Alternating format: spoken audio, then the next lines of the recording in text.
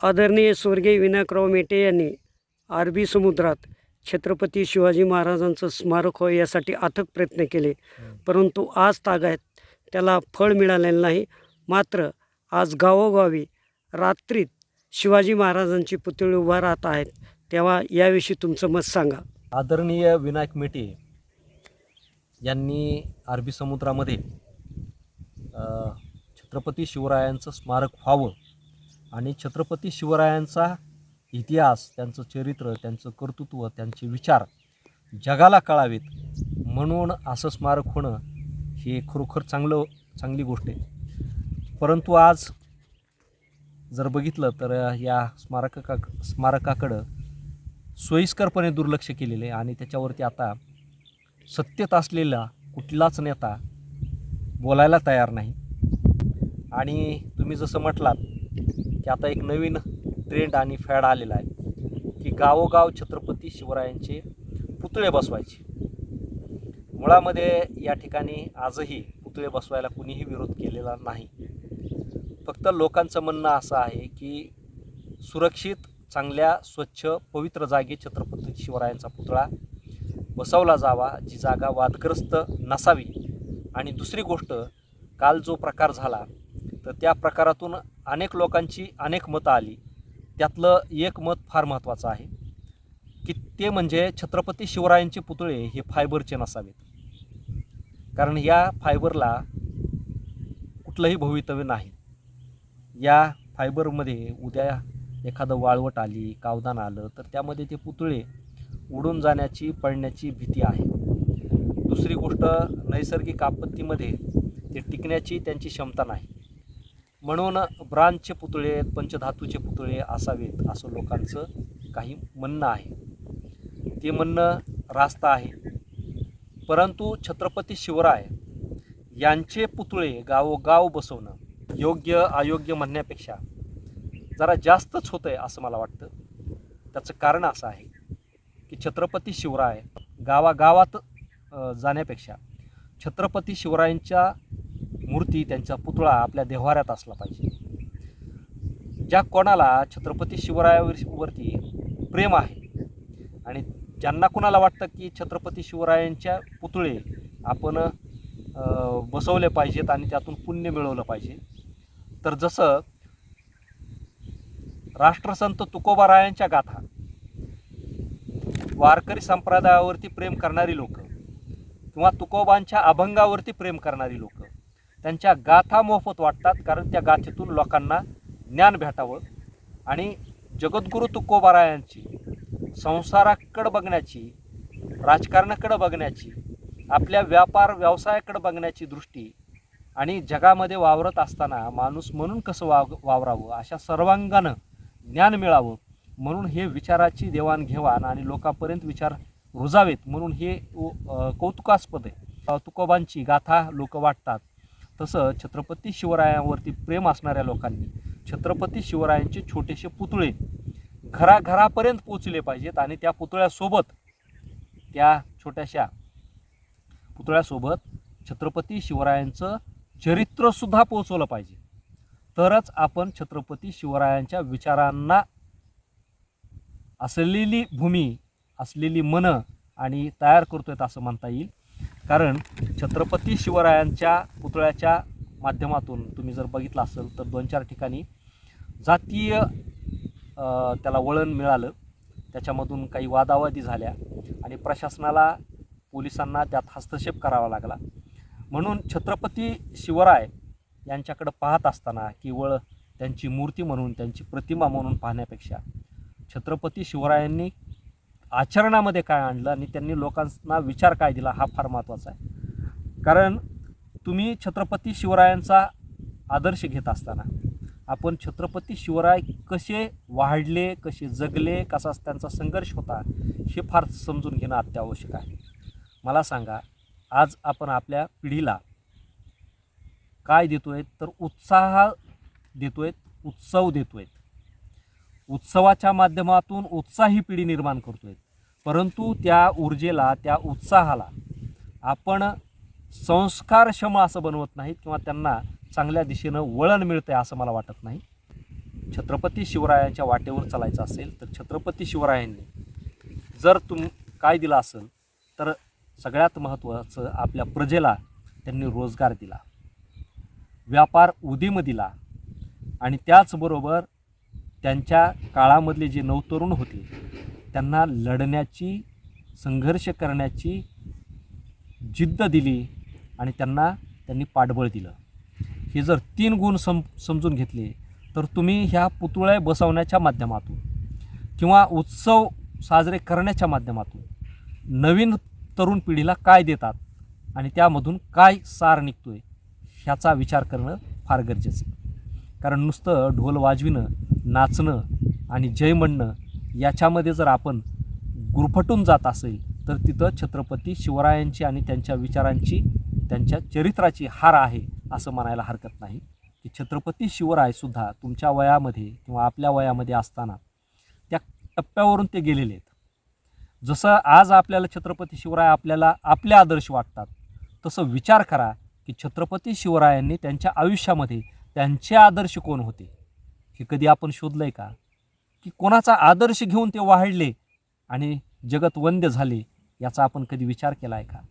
जर छत्रपती शिवरायांना कोणी ना कोणी आदर्श असेलच ना, कारण प्रत्येक माणसाच्या आयुष्यामध्ये कुणीतरी आयडॉल असतो आणि त्या मोठ्या श्रेष्ठ व्यक्तीच्या चरित्रातून आपण घडत असतो आणि तसा संघर्ष करायचा आणि पुढे जाण्याचा आपण प्रयत्न करतो. तसंच छत्रपती शिवराय त्यांच्या जीवनामध्ये पुढे जात असताना राष्ट्रमाता जिजाऊंनी त्यांच्यासमोर कुणीतरी आदर्श ठेवलंच असेल ना. मग मला सांगा की जसं आपल्याला शिकवलं जातं त्यांचे आदर्श हे कृष्ण होते, राम होते असं जर आपण मांडलं तर ठीक आहे बुवा, राम आणि कृष्ण जर त्यांचे आदर्श होते तर छत्रपती शिवरायांनी रामाचे पुतळे उभा केले असते, छत्रपती शिवरायांनी रामाचे, कृष्णाचे मंदिरं बांधले असते, छत्रपती शिवरायांनी त्यांच्या नावाने उत्सव साजरे केले असते.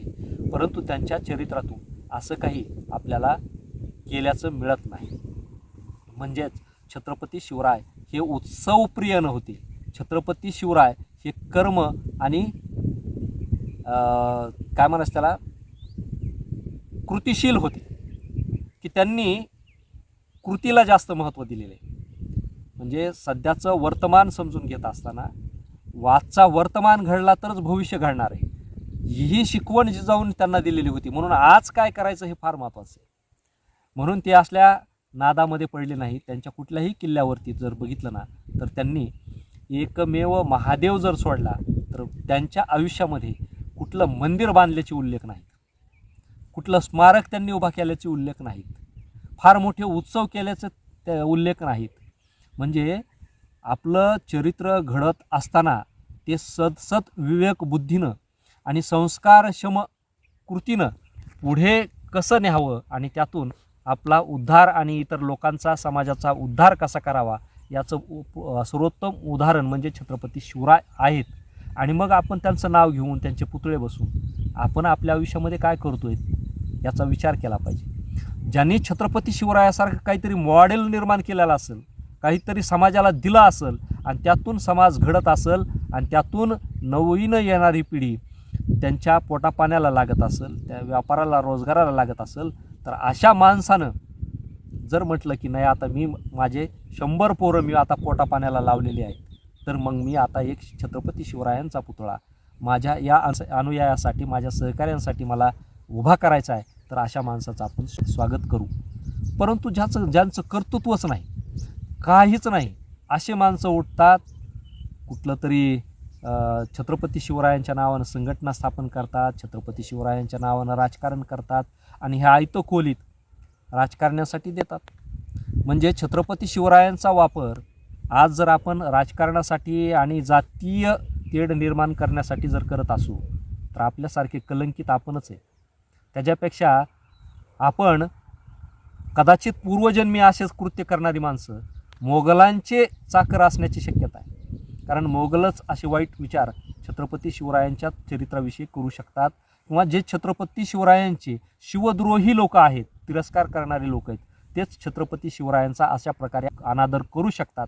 म्हणून आज जरी आपण किती जरी म्हटलो की छत्रपती शिवरायांचे गावोगाव पुतळे आपण उभारले पाहिजेत, परंतु ते पुतळे उभारून आजच्या तरुणांना रोजगार आपण देऊ शकू का?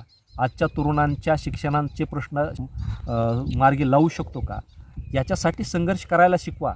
छत्रपती शिवरायांनी चालू परिस्थितीत आज संकट काय आहे आणि त्यातून मार्ग काय काढायचा याचा संघर्ष शिकवला.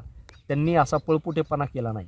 म्हणजे आज जर तुम्ही समाजाला वेगळी दिशा देऊन त्या समाजाचं नुकसान जर करीत असलात तर हा शिवद्रोह आहे. कारण छत्रपती शिवरायांनी आपल्या प्रजेला, आपल्या रयतेला आणि रयतेमधील 9 तरुणांना त्यांनी काय दिलं? रोजगार आधी दिला, व्यापार आधी करण्यासाठी चालना दिली. ज्याच्याकडं काहीच साधनं नाहीत त्याला शेती करण्यासाठी सरकारातून, तिजोरीतून सहकार्य मोबदला दिला. आणि दुसरी गोष्ट, ज्याच्याकडे ताकद आहे, ज्याच्याकडे धैर्य आहे, त्या माणसाला 6 महिने स्वराज्यासाठी सैन्यामध्ये काम करण्याची संधी दिली. म्हणजे 6 महिने शेती करायची, 6 महिने स्वराज्यामध्ये सैनिक म्हणून लढायचं. आणि ते फुकट लढून घेत नव्हते, तर त्यासाठी त्याला वेतन दिलं जात होतं. आज छत्रपती शिवरायांच्या नावाने संघटना काढून आपण त्यांच्या नावाने जय जयकार करून घेऊन तरुण पिढीला काय देतो? ठीक आहे, छत्रपती शिवरायांच्या नावाने तुम्ही संघटना काढली, त्या संघटनेमध्ये 100-200 तरुण तुम्ही सहभागी करून घेतले, द्या त्यांना रोजगार. ते तुमच्या समाजसेवेसाठी सहभागी आहेत ना, तर त्यांना फुकट वापरू नका. तरुणांचा वेळ वाया घालू नका, त्यांना रोजगार द्या, त्यांना महिना द्या आणि मग जय करायला रस्त्यावरती उतरा. फुकट वापरून घेणारे छत्रपती शिवराय नव्हते. मग तुम्ही आम्ही कोण?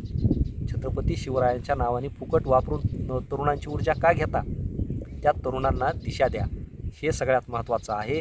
आणि तुम्हाला स्मारकच करायची असतील तर स्वर्गीय विनायकराव मेटे यांनी अरबी समुद्रामध्ये मोठं स्मारक उभा करण्याची मागणी केली होती आणि त्या स्मारकासाठी प्रयत्न सुरू झाले. ते महागा पडलेला विषय घ्या आणि 1000 पुतळे बसविण्यापेक्षा जगत वंद्य असं, जगाला दिसल असं सगळ्यात मोठं स्मारक अरबी समुद्रामध्ये करा. किंवा अरबी समुद्रात होत नसेल तर जमिनीवरती करा, जे स्मारक लोकांना आणि जगाला प्रेरणा देईल. गावामधली स्मारकं गावाला प्रेरणा देणार नाहीत, कारण गावाची रोजगाराचे प्रश्न सुटले नाहीत, शेतकऱ्यांचे प्रश्न सुटलेले नाहीत. आज शेतकरी आत्महत्या करतोय, आज तो शेतकरी त्याच्या शेतीमालाला भाव मिळत नाही म्हणून आकांत करतोय. त्याचा प्रश्न आधी सोडवा आणि मग त्याला दाखवा की हे शिवकार्य आम्ही केलेलं आहे आणि तुमचे प्रश्न सोडलेले आहेत. हे छत्रपती शिवरायांची त्यांनी दाखवून दिलेले मार्ग आणि त्या मार्गामधली अडथळे आधी दूर करा. आपला शेतकरी जगला पाहिजे, आपली रयत जगली पाहिजे, यासाठी छत्रपती शिवरायांनी पुरंदरचा तह केला आणि तिथं 23 किल्ले दिले. तुम्ही काय द्यायला लागले आज? म्हणजे शेतकरी उद्ध्वस्त असताना तुम्ही काढून काय द्यायला लागले? काहीच नाही ना. म्हणजे तुम्ही फक्त छत्रपती शिवरायांची प्रतिमा दाखवायला लागले त्यांना, त्यांचे प्रश्न सोडवायला पुढे या. छत्रपती शिवरायांनी स्वराज्यासाठी त्या एका शेतकऱ्याच्या जीवासाठी फार मोठा त्याग केला, फार मोठी किंमत मोजली. इथं शेतकऱ्यांचे जीव जात आहेत, त्याच्यावरती तुम्ही सरकारकडे मागणी करण्याऐवजी हे उत्सव आणि उत्सवी जनता निर्माण करून हे ढोंगी आणि लबाड लोकांना सहकार्य या माध्यमातून करतायत. आणि या माध्यमातून जातीय तेढ, या माध्यमातून धार्मिक द्वेष निर्माण होतोय असं मला वाटतं. ज्यांना कोणाला छत्रपती शिवराय अतिप्रिय वाटत असतील तर त्यांनी छत्रपती शिवरायांचे गावागावात, घराघरात कमीत कमी 10 पुस्तकं मोफत आधी नेऊन द्यावीत. 10 वर्ष हे काम केल्यानंतर मग त्या लोकांची भूमिका समजून घ्यावी की त्यांना काय पाहिजे. छत्रपती शिवरायांचा पुतळा पाहिजे की छत्रपती शिवरायांच्या विचारावर चालण्यासारखी जमात पाहिजे, हे त्यातून समोर आलं पाहिजे.